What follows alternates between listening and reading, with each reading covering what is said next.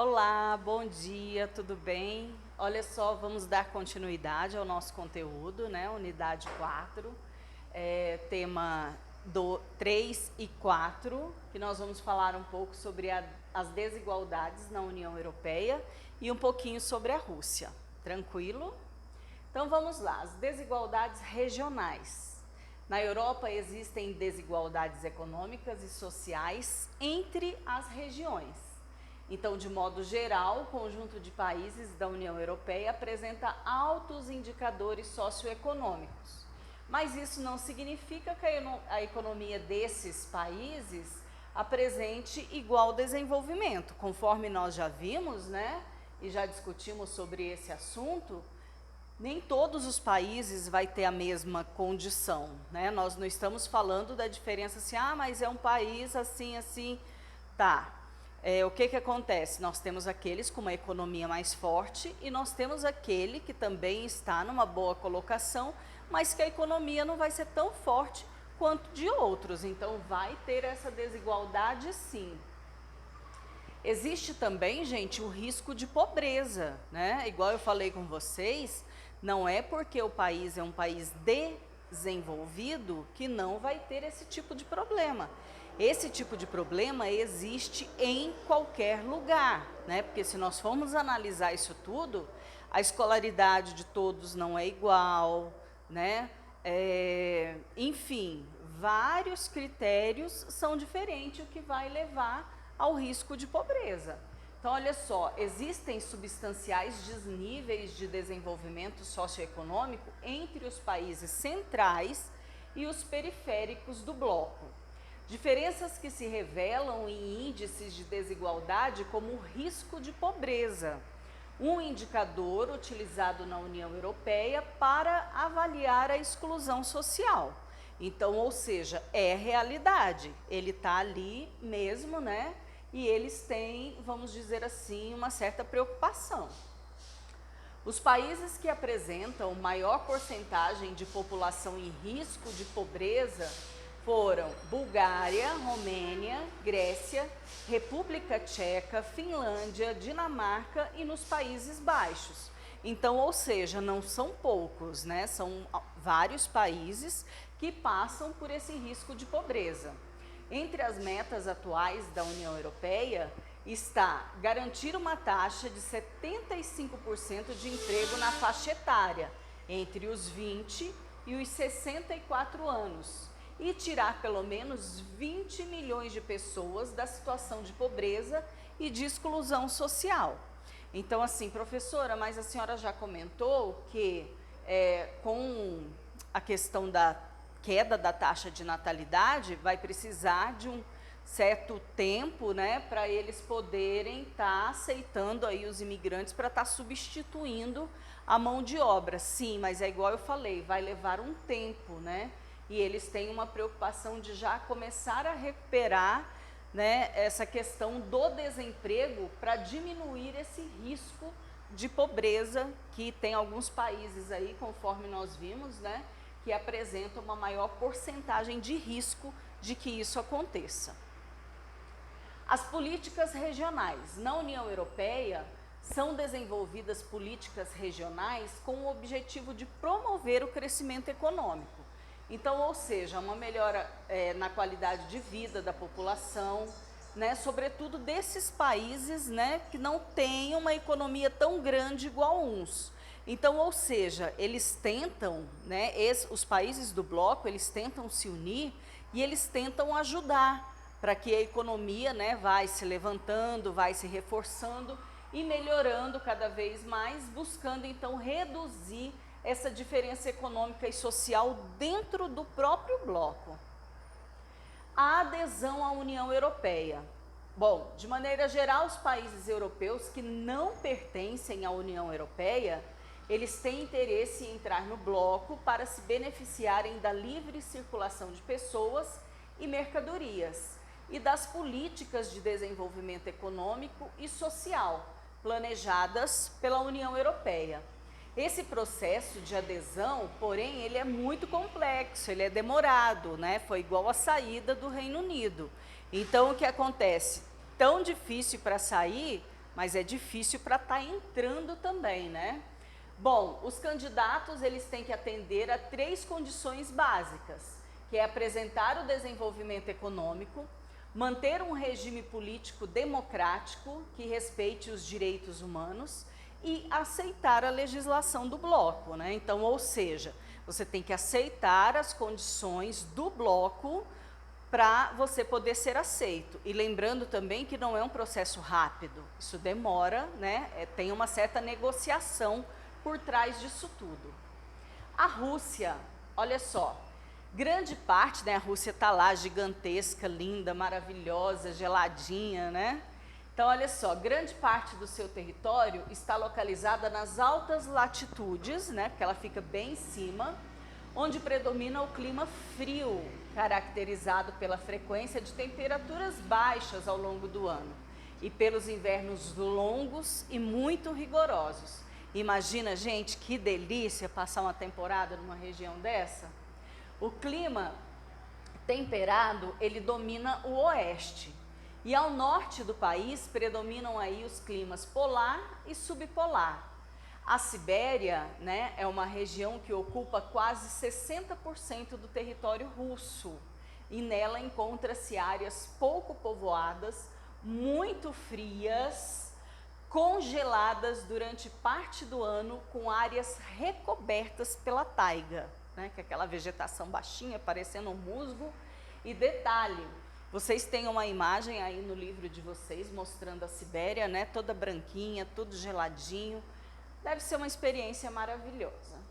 A população russa, olha só, a população está distribuída de maneira irregular, né? Então, ou seja, as pessoas vão dar preferência para aqueles lugares onde tem um aglomerado maior, que se concentra um grande número de indústrias, né, onde o frio não é tão intenso como em outras partes, e aonde se destaca aí o centro econômico, né, que fica aí na cidade de Moscou e São Petersburgo. Um dos grandes problemas do país é a taxa de crescimento natural, que é negativo, né? Então, ou seja, é aquela história das famílias, né, estarem aí fazendo um estudo, né, fazendo, vamos dizer assim, um acordo, né, de não ter ou nenhum filho, ou no máximo 2. Então, isso está tornando cada vez mais frequente. Então, o governo encara essa questão como prioridade nacional e oferece incentivos para as famílias que tenham mais de um filho. Então, ou seja, licença maternidade mais de 1 ano, o governo ajuda economicamente, cada filho que tem, ele aumenta, né, essa questão dessa verba de ajuda, mas mesmo assim os casais estão, né, de acordo com o planejamento familiar, querendo ter cada vez menos filhos. A importância das migrações. Diante da crise demográfica, né, e da mão de obra que eles precisam, o governo russo flexibilizou a entrada de imigrantes do extremo leste da sua porção asiática, que é uma região menos desenvolvida do país. Então, ou seja, né, com essa questão aumentando cada vez mais, eles vão ter que abrir mão, né, vamos dizer assim, deixando aqueles que querem poder entrar, poder se firmar nessas regiões para poder cobrir, né, essa mão de obra que eles precisam. A importância dos recursos minerais. A Rússia é um país com grandes reservas minerais. Existem grandes jazidas de petróleo e de gás que fazem do país o segundo maior produtor de petróleo e de gás do mundo. O país apresenta as maiores reservas de gás e a segunda maior reserva de carvão. A Rússia está entre os 5 maiores produtores mundiais de diamantes, minério de ferro, níquel, potássio e urânio. Então, durante um longo período do ano, parte da Sibéria permanece congelada, o que dificulta o transporte e o acesso à região.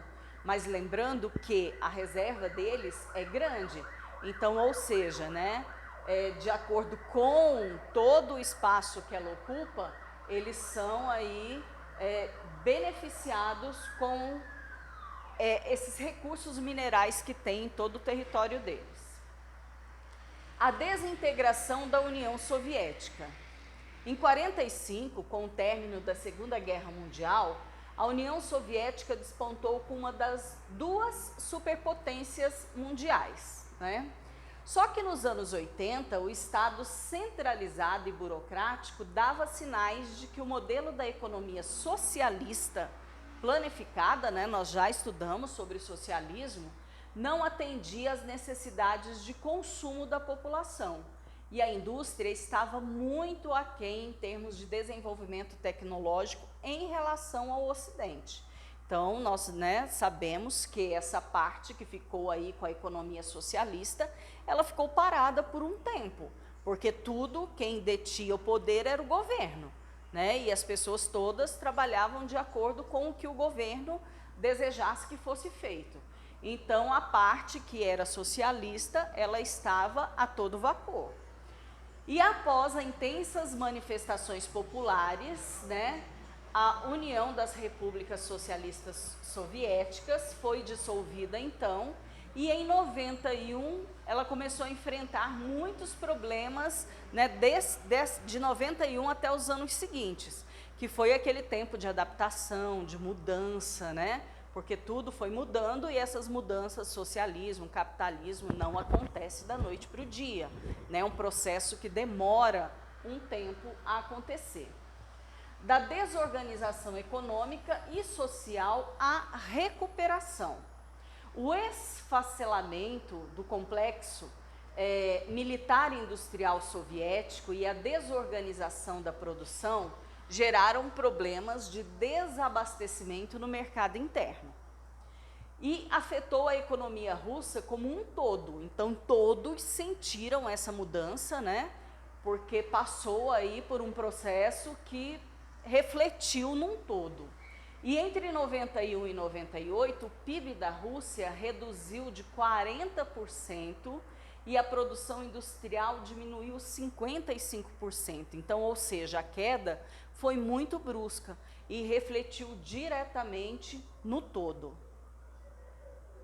E com a crise internacional, né, que teve em 2008, a economia teve aí também uma grave queda, e no entanto a Rússia não foi tão atingida quanto os demais países europeus.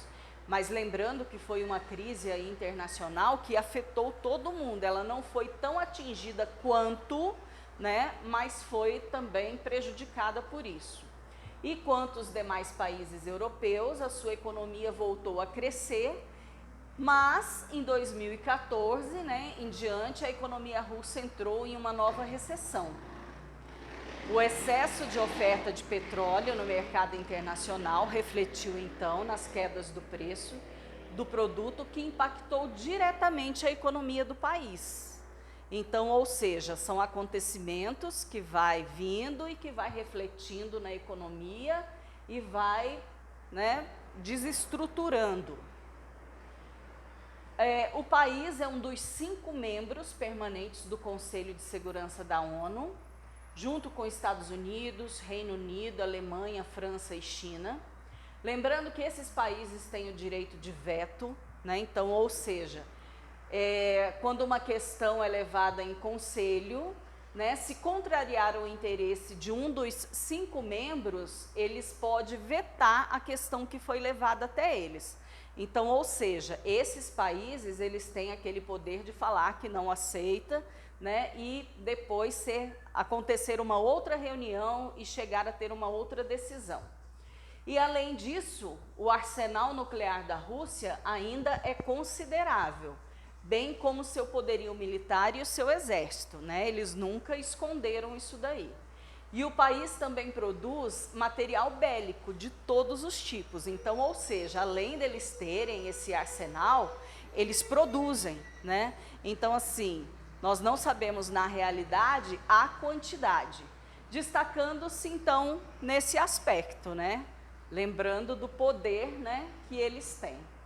E tem a questão da disputa pelo Ártico. Então, as fronteiras no Oceano Glacial Ártico ainda não foram definidas internacionalmente, mas a Rússia, os Estados Unidos, o Canadá, a Dinamarca e Noruega já discutem aí a redefinição de fronteiras marinhas para cada um ter o seu direito, né, de garantir a exploração do subsolo.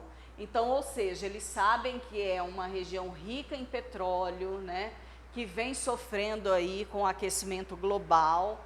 O degelo ele está cada vez, né, crescente, vamos dizer assim. Então, eles já têm ali uma disputa entre eles para saber quem, né, vai estar ali iniciando esse processo para estar explorando esse subsolo que é riquíssimo. Vou deixar com vocês as atividades da 118 e 119 até nossa próxima aula.